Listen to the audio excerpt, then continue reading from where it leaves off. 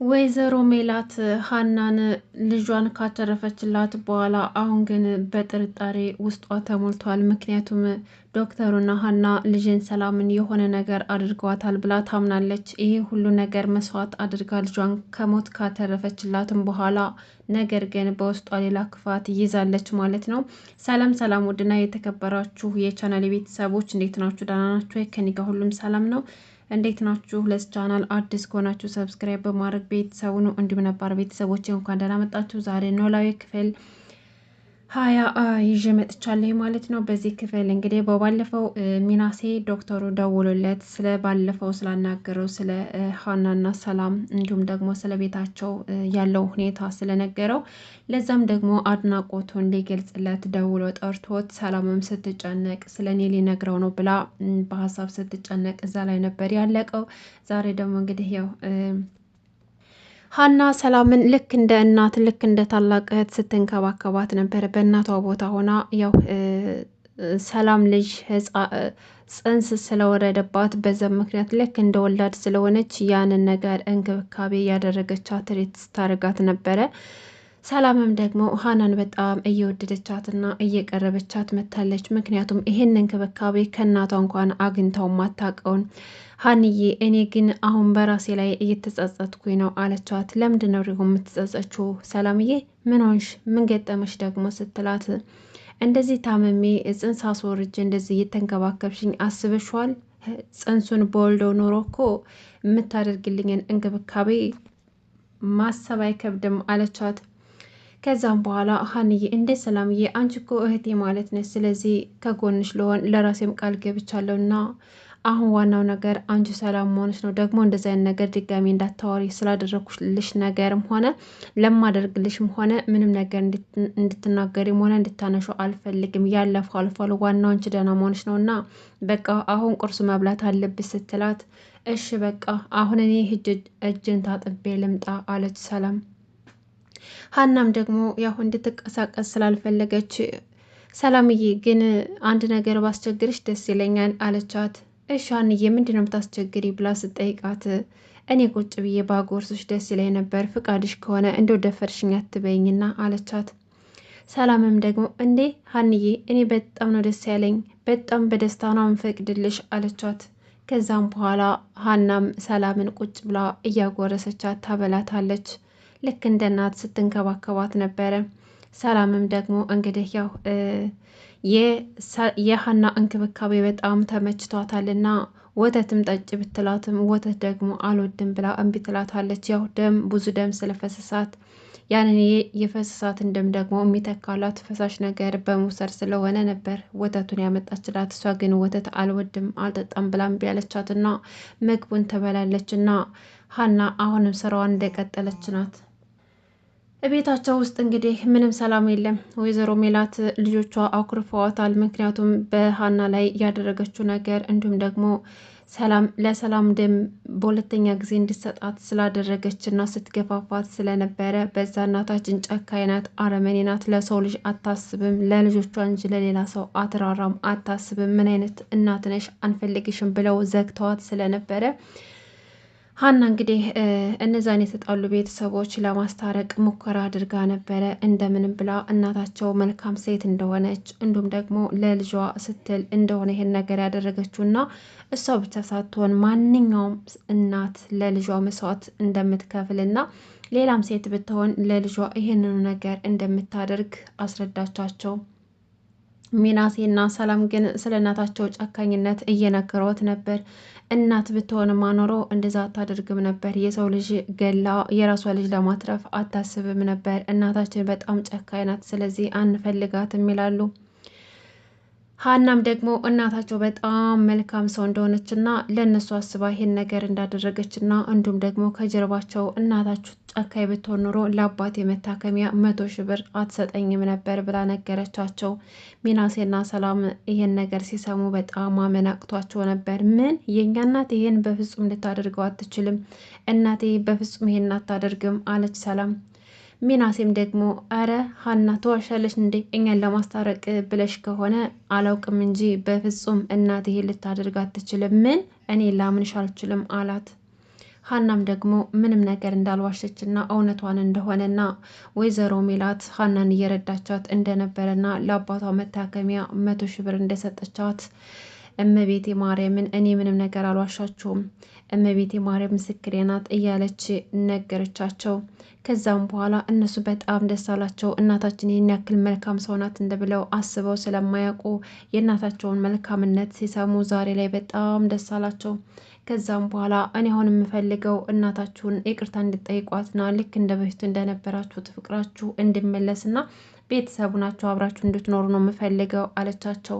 ከዛም በኋላ ሰላምና ሚናሴ ተነስተው እናታቸው እግር ላይ ወድቀው ይቅርታ ይጠይቋታል። ወይዘሮ ሜላትም ደግሞ በሀና ንግግር በጣም እየተገረመች ለልጆቿ ይቅርታ አረገችላቸውና እግሯ ስር ከወደቁበት አንስታ አቀፈቻቸውና ይሄ ደግሞ ለሷ በጣም ትልቅ ደስታ ነበር። ምክንያቱም ቤቷ እስከሚያስጠላ ድረስ ልጆቿ ርቀዋት ነበረና ይህን ነገር ያደረገችው ደግሞ በሀና ጥረት ነው።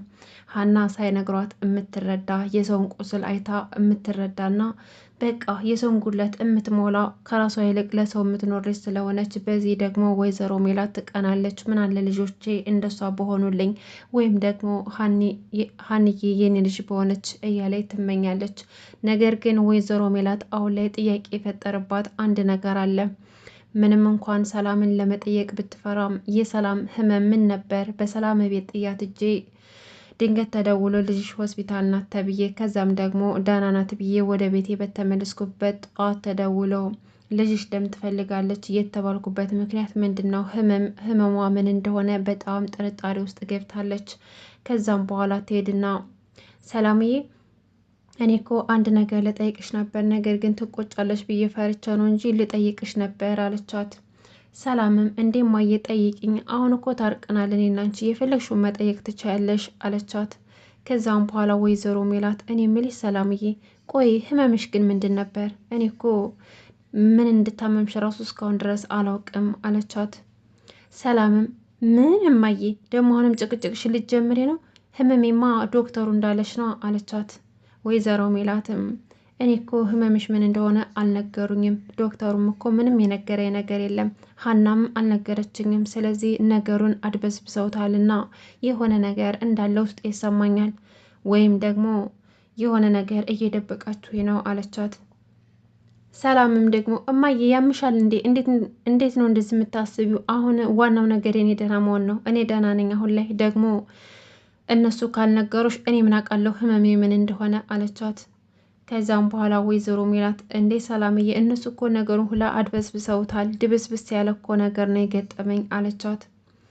እንደዛማ ከሆነ በቃ የኔ ህመም አድበስብስ ነው ማለት ነው፣ ድብስብስ ያለ ነው ህመሜ ምን እንደሆነ አይታወቅም ትልና ሁለተኛ እንደዛ አይነት ነገር እንዳትጠይቂ በቃ ተይኝ አቦ ብላ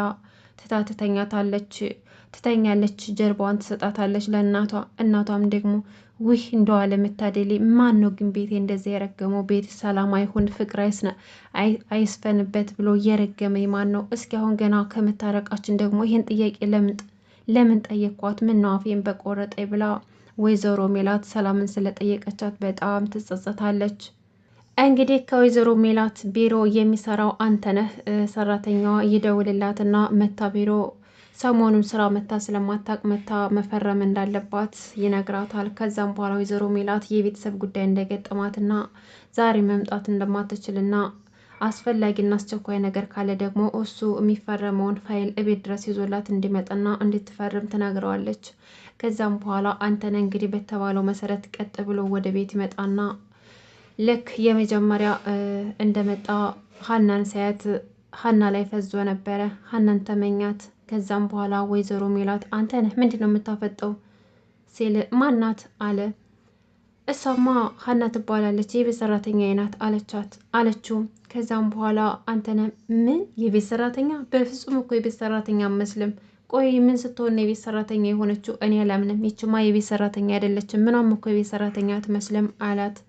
ወይዘሮ ሜላትም አንተነህ እኔ ያንተን ባህሪ ጠንቅቄ ነው የማውቀው። ሴት ልጅ ካየህ እንደማያስችል አውቃለሁ። አይንህን ከሀና ላይ ንቀል፣ ሁለተኛ እንደስታያት እንዳላይህ ብላ ተቆጣችው።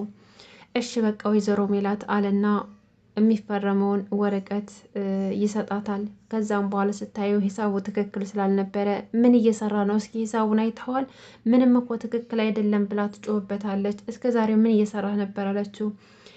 ወይዘሮ ሜላት ይቅርታ፣ እኔ እኮ ስራ ስለበዛብኝና ያንቺንም ስራ ደርቤ ስለምሰራ በቃ ምንም አላዳረሰኝም እና ቸክ አላረኩትም፣ በቃ ይስተካከላል ይቅርታ አለችው። ወይዘሮ ሜላት ይቅርታ አትበለኝ፣ እኔ አንተ ይቅርታ ምን ያደርግልኛል? እኔ ድርጅቴ ውስጥ ያልሆነ ገንዘብ የኔ ያልሆነ ነገር እንዲገባብኝም አልፈልግም፣ ትርፍ ገንዘብ እንዲወጣም አልፈልግም፣ እንዲገባም አልፈልግም ብላ ተቆጣችውና ዛሬ አዳሩን ሰርቶ ነገ እንዳስረክባት በድጋሚ ነገ ወደ ቤት ይዞላት እንዲመጣ ነገረችው። አንተንም እንግዲህ እንደ ወይዘሮ ሜላት ነገ እኮ ቅዳሜ ነው፣ የእረፍት ቀኔ ነው፣ ስለዚህ እንዴት ነው የምመጣው አላት። አይመለከተኝም፣ በስራ ሰዓት ያበላሸውን በእረፍት ሰዓት አስተካክለህ ይዘህና ብላ ፈረደችበት። እሱም ደግሞ ያው የስራ ጉዳይ ስለሆነ ምንም አላለም፣ ይሄዳል። ከዛም በኋላ እንደተባለውም ቅዳሜ ያንን ወረቀት ይዞ ሲመጣ በድጋሚ ሀናን ያየታል። ሚናሴ እንግዲህ ቁርስ እንድታመጣለት ነግሯት ቁርስ ይዛለት መታ ሲያየት ነበረና የሀናን የቤት ሰራተኝነት ሊቀበለው አልቻለም። በሀና ተማርኮ ነበረ። ከዛም በኋላ በጣም ፈዞ ስለነበረ ወይዘሮ ሜላት ስታየው ማንን አይተህ ነው እንደዚህ ሆንከው? መቼስ ሀናን አይተህ መሆን አለበት። ይኸውልህ አንተ ነህ አይንህን ከሀና ላይ ንቅል ብያለሁ። ሀናን በድጋሚ እንደዚህ እንድታያትም እንድትመኛትም አልፈልግም። ምክንያቱም ያንተን ባህሪ ስለማውቀው ነው። ሁለተኛ ሀና አጠገብ እንዳትደርስ ብላ ትቆጣዋለች። ከዛም በኋላ እሺ ብሎ የመጣበትን ጉዳይ ጨርሶ ይሄዳል። ሰላም ግን ያ ፍቅረኛዋ የልጇ አባት ይደውላታል። ነገር ግን የደወለላት ሰውዬ አንተ ነህም ይመስለኝ የልጁ አባት ተብዬው አንተነህ ሳይሆን አይቀርምና ሲደውልላት ይሄ ደግሞ ዛሬ ምን ፈልጎ ነው የደወለልኝ እያለችም ለሀና ስነግራት ነበር። ሰላም አላነሳም ብላ ለሀና ስነግራት ሀና ደግሞ ማንሳት እንዳለባትና ምን እንደሚፈልግ ማጣራት እንዳለባት ነገረቻት። እሷ ግን ፈቃደኛ አልነበረችም። ነገር ግን እሱም ከሆነ አሁን ላይ ትኩረቱ ወደ ሀና ነበር። እንግዲህ ጆሮ ደግሞ ሀናን አፍቅሮ እየተሰቃየ ይገኛል። እሷን ባያት ቁጥር እየደነበረና ከቤት እየወጣ ይገኛል። እንዲሁም ደግሞ የሀና አባት ሀና እንግዲህ ፍቅረኛ ደሴ አንድ የሚወዳት ልጅ እንዳለና እንደሚፈልጋት እንደነገረችው ለጆሮ ነገረው። ኤልያስ የደሴው ልጅ እንደሚፈልጋት ሲነግረው ለጆሮ ጆሮ ደግሞ በጣም ተናደደ። በቃ እኔ አሁን መሄድ ይኖርብኛል ብሎ ትቷቸው ይወጣል። ነገር ግን የጆሮ ሁኔታ ለፋዘር ለሀና አባት በጣም ግራ ገብቷቸው ነበር። ቆይ ልጁ ምን እየሆነ ነው ድንገት እንደዚህ የተቀያየረው እያሉም ሳይጠረጥሩም አልቀሩም። እሱ ግን የሀና ፍቅር እየገዘገዘው ይገኛል። ብቻውን ሆኖ ስለምታደርጋቸው ነገሮች ሁሉ እያሰበ በጣም ተክዞ ነበር። ጆሮ በሀና ፍቅር ወድቋል። ግን ምን ያደርጋል ቢያፈቅራትም በፍጹም እንኳን የእሱን ፍቅር ልትቀበል አትችልም። ምክንያቱም አባቷ እና እሷም ሌባ እንደሆነ ስለሚያውቁ።